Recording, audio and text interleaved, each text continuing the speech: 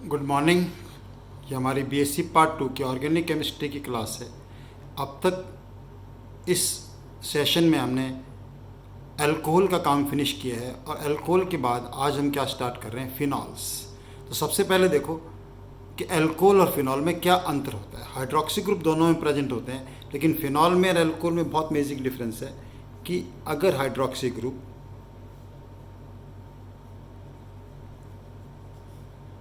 Aromatic ring के carbon के directly जुड़ा हुआ है तब तो उसे हम क्या बोलते हैं, फिनॉल। और अगर एरोमेटिक रिंग प्रेजेंट है लेकिन साइड चेन में कहीं हाइड्रोक्सी ग्रुप जुड़ा हुआ है, इसकी प्रॉपर्टीज़ बिल्कुल कैसी होंगी, जैसा कि हमने अल्कोहल में पढ़ा है वैसी होंगी। इसकी प्रॉपर्टीज़ कैसी होंगी, जैसा हमने अल्कोहल में पढ़ा है बिल्कुल वैसी होंगी। लेकिन ये कंपाउंड कौन सा होगा, फिनॉल।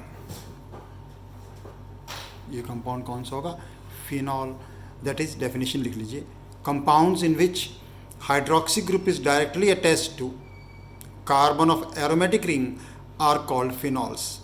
वे यौगिक जिनमें हाइड्रोक्सी समूह सीधे बेंजीन रिंग या एरोमेटिक रिंग के कार्बन से जुड़ा होता है उन्हें हम फिनॉल कहते हैं। OH समूह की संख्या के आधार पर फिनॉल्स भी मोनोहाइड्रिक, डाइहाइड्रिक या ट्राईहाइड्रिक हो सकते हैं।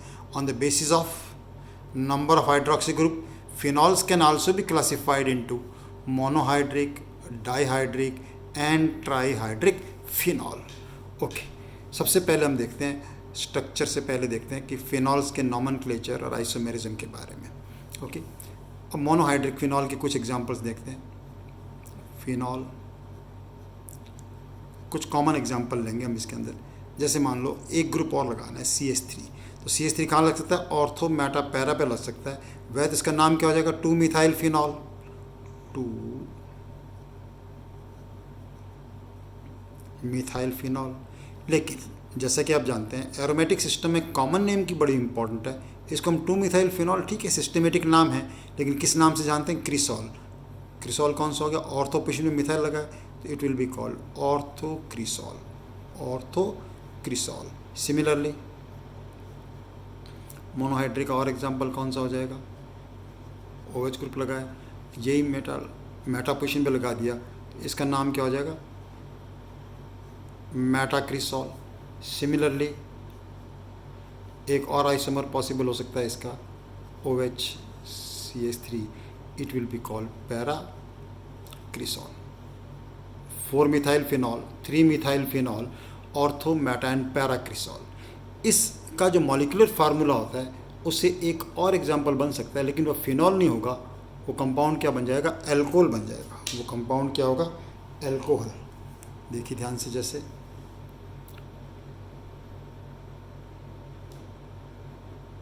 CH2OH, मॉलिक्यूलर फार्मूला इन सबका सेम है, लेकिन ये वाला जो कंपाउंड है ये फिनॉल नहीं है, इसका नाम क्या बन गया, बेंजाइल अल्कोहल।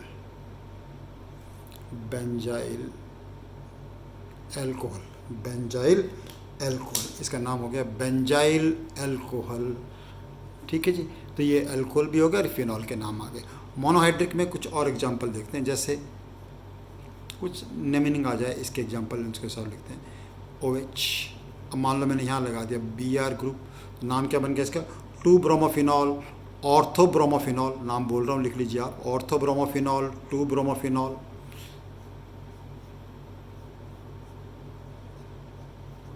इसी प्रकार 3, 4 हो सकता है, सारे एग्जाम्पल मैंने लिख रहा है यहाँ पर। मान लो हमने NH2 ग्रुप लगा दिया, 3 एमिनोफिनॉल, मेटा एमिनोफिनॉल, 3 एमिनोफिनॉल या मेटा एमिनोफिनॉल। कोई और ग्रुप लगा के देखें, अलग अलग पोजीशन पे लगा दिए, इनके दूसरे आइसोमर भी संभव हो सकते हैं।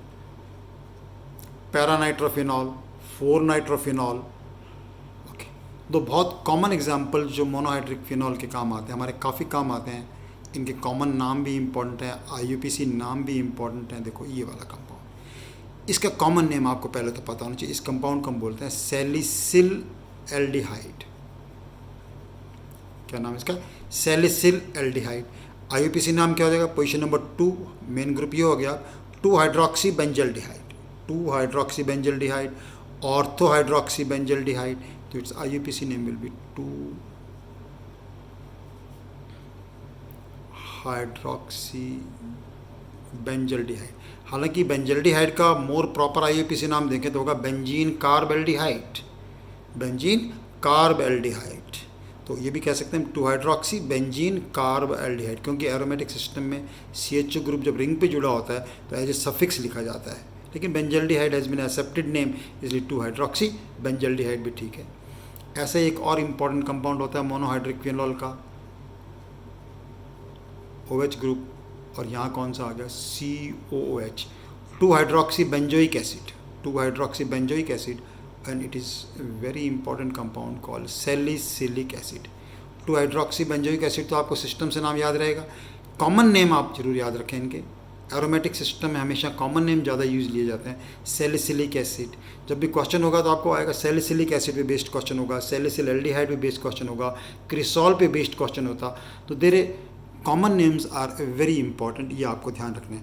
और देखो एक आधा नॉमेनक्लेचर पॉइंट ऑफ व्यू से भी क्वेश्चन आ सकता है, और आपको वैसे भी आना चाहिए। देखो हो सकता है मैं आपसे पूछूं और आप इसका आंसर बता दें मेरे को, जैसे मैंने ये कंपाउंड लिखा। अब आपको पता है इसका नाम आपको आता है, क्या बोलते हैं इसको, एसिटोफिनॉन। अब एसिटोफिनॉन के 4 पोजीशन पे क्या लग गया, हाइड्रोक्सी, तो इसका नाम क्या बन जाएगा, 4 hydroxy acetophenone, 4 hydroxy acetophenone. Nomenclature point of view से एक और फिनॉल का क्वेश्चन बताता हूँ, मोनोहाइड्रिक फिनॉल का OH, तो मान लो कहीं भी लगा दो COCH3। थोड़ा डिफिकल्ट हो जाता है क्योंकि एस्टर आ गया। अब इसमें फंक्शनल ग्रुप कौन सा हो गया, एस्टर। फंक्शनल ग्रुप कौन सा हो गया, एस्टर। तो एस्टर का नाम लिखना कितनी बार सिखाया, देखो आपको क्या बोलते हैं एस्टर के नाम में। सबसे पहले तो वो ग्रुप लिख लो जो ऑक्सीजन जुड़ा हुआ है, तो ऑक्सीजन से ग्रुप कौन सा जुड़ा हुआ है, मेथाइल, तो हमने लिख लिया मेथाइल। अब इस एसिड का नाम लिखना है, इस एसिड का नाम क्या होगा, 1 2 3 hydroxy benzoic acid, benzoic acid, तो ये बन जाएगा बेंजोएट। एक एसिड हटा के क्या लगाते हैं, 8 मिथाइल 3 हाइड्रोक्सी बेंजोएट। जब भी एस्टर आता है मैं रूल के समेत आपको नाम बताता हूँ। अब एस्टर के नाम लिखने में कभी आपको गलती नहीं होनी चाहिए, ठीक है। Methyl 3 hydroxy benzoate. ये कुछ एग्जाम्पल लिए हमने किसकी, मोनोहाइड्रिक एल्कोहल की। अब कुछ एग्जाम्पल लेता हूँ मैं आपके डाईहाइड्रिक एल्कोहल के। डाईहाइड्रिक फिनॉल, डाईहाइड्रिक फिनॉल के 3 ही एग्जाम्पल हो सकते हैं, 1 2 पोजीशन पे आ सकता है, 1 3 या 1 4, तीनों लिखते हैं। और तीनों के नाम आप देखिए क्या होते हैं, तीनों के कॉमन नेम बहुत इंपॉर्टेंट है। वैसे हम इसको क्या बोल सकते हैं, 1 2 डाईहाइड्रोक्सी बेंजीन बोल सकते हैं, बेंजीन 1 2 डायोल बोल सकते हैं, जैसे बेंजीन 1 2 डायल हुआ। इसी प्रकार ये वाला जो कंपाउंड है ये क्या हो जाएगा, बेंजीन 1 3 डायोल हो जाएगा। ये कंपाउंड जो है ये क्या हो जाएगा, बेंजीन 1 4 डायोल हो जाएगा। Benzene 1 2 diol, 1 3 diol, 1 4 diol.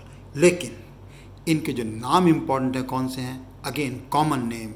ये नाम आपको आ जाएंगे, ये नाम सिस्टम से हम लिख सकते हैं, लेकिन कॉमन नेम तो हमें इसके लर्न करने पड़ेंगे। जैसे बेंजीन 1 2 डायोल, तो बेंजीन 1 2 डायोल को हम क्या बोलते हैं हमेशा, कैटिकॉल, CATCHOL,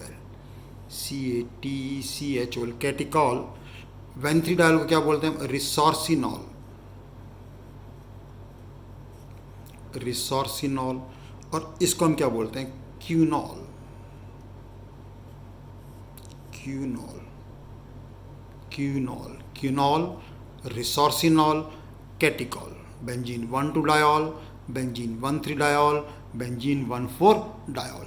ये नाम आपको बहुत अच्छी तरह आने चाहिए।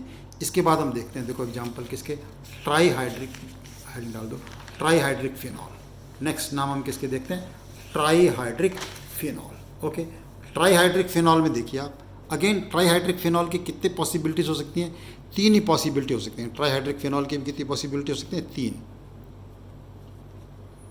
ट्राईहाइड्रिक फिनॉल, ट्राईहाइड्रिक फिनॉल के एग्जांपल देखते हैं।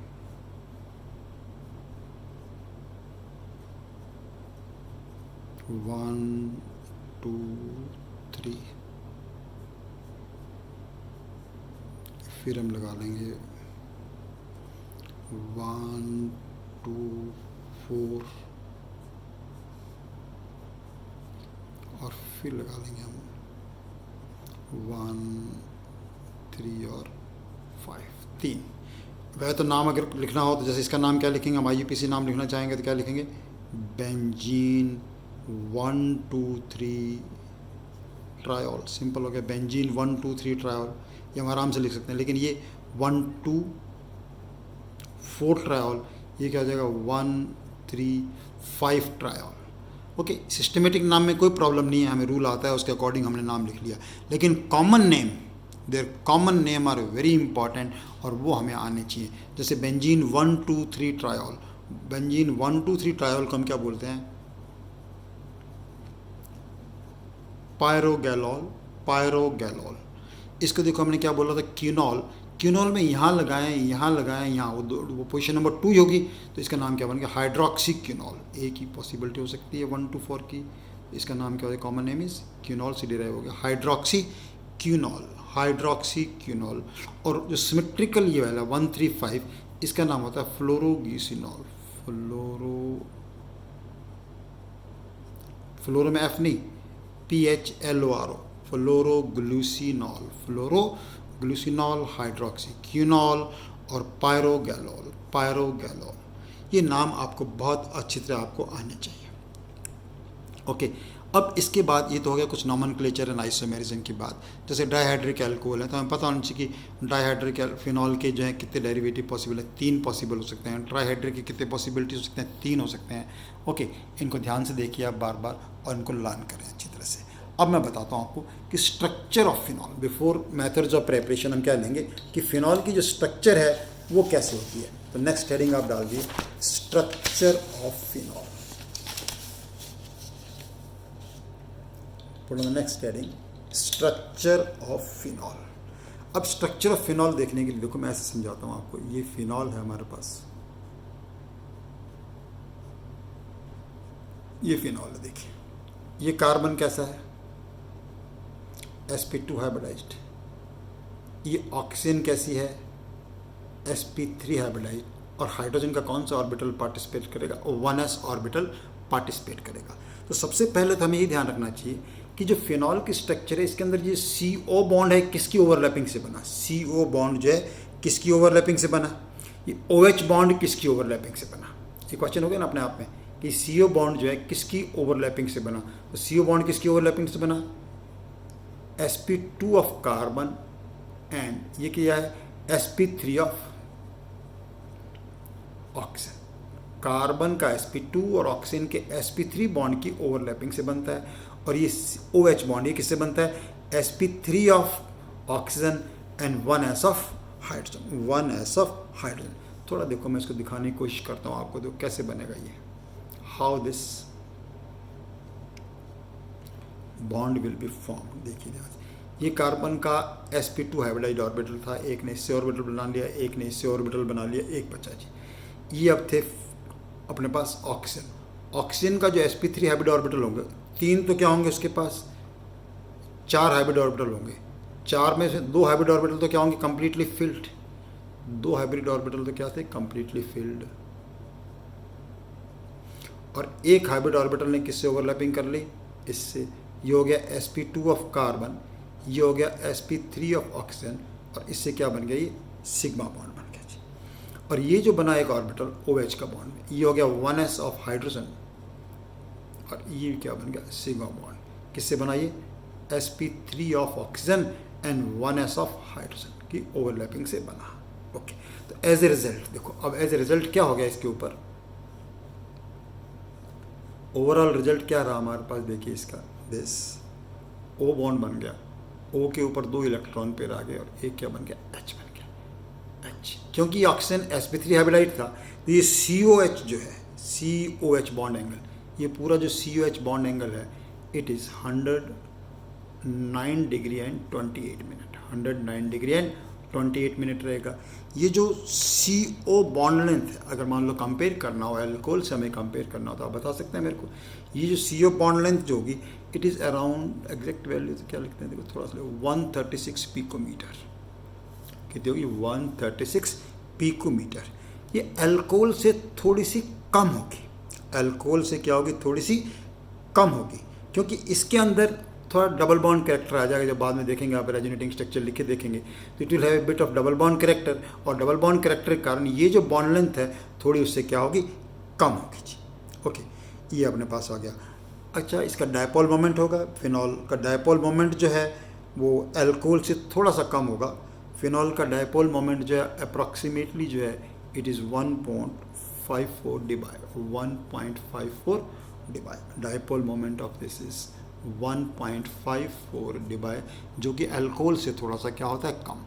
ये पता होना चाहिए। जैसे स्ट्रक्चर की बात की, अब लगता है इसकी सिंपल सी चीज़ है, लेकिन हम क्वेश्चन बहुत इसके अंदर एमसीक्यू क्वेश्चन बनाना चाहें तो, छोटे क्वेश्चन बनाना चाहें तो कितने क्वेश्चन छिपे हैं कि CO बॉन्ड कैसे बना, अलग अलग ऑप्शन दे देंगे। OH बॉन्ड किससे बना है, ठीक है, बॉन्ड COH बॉन्ड एंगल कितना होता है, थोड़ा सा समझा हुआ होगा, एक बार आपने ध्यान से सुना हुआ होगा तो अच्छी तरह इसके आंसर्स हम दे सकते हैं। ये तो हमारा इंट्रोडक्टरी पार्ट हुआ फिनॉल का।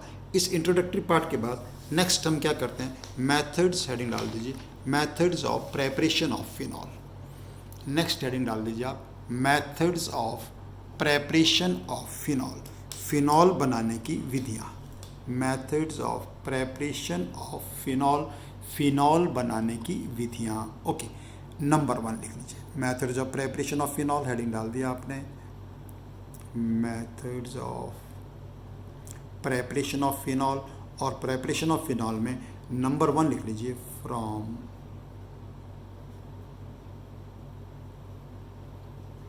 Benzene sulphonic acid. Number 1 is from benzene sulphonic acid. Okay, अब बेंजीन सल्फोनिक एसिड से कैसे बनाएंगे, मैं पूरा प्रोसेस बताता हूँ आपको, देखो ना, और उस पूरे प्रोसेस से आप सीख जाएंगे कि हमें क्या करना है। एक लाइन आप सिंपल लिख सकते हैं इसके अंदर कि benzene sulphonic acid, benzene sulphonic acid के सोडियम लवण का फ्यूज़न NaOH से करने के बाद एसिडिफिकेशन करने पर फिनॉल प्राप्त होते हैं, एसिडिफिकेशन करने पर फिनॉल प्राप्त होते हैं। Sodium salt of benzene sulphonic acid on fusion with NaOH followed by acidification